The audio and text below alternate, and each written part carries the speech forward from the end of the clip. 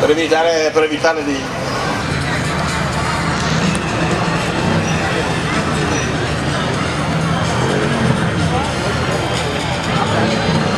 Abbiamo una Maserati. È arrivato!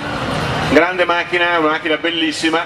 Pensate che è stata costruita in 1400 esemplari nonostante il costo di quasi 7 milioni di lire. Motore 8 cilindri, ovunque si montava sia il motore della Mercury o della Ford o della Can. 2000 di cilindrata aspirato, 235 all'ora, una vettura stupenda. Una vettura meravigliosa.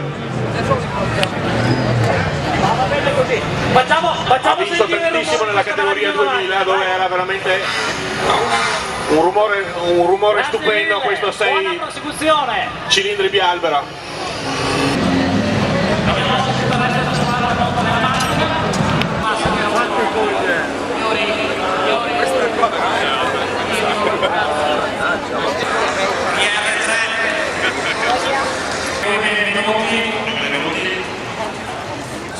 Ha fatto frumone poi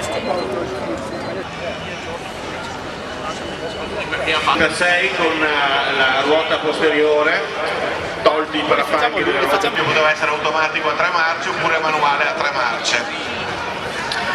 È nata nel 55 e ha una carrozzeria 57 leggermente diversa ma sempre di dimensioni contenute.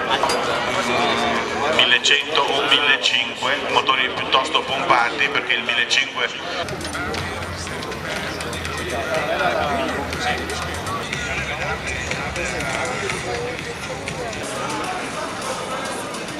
in svendita.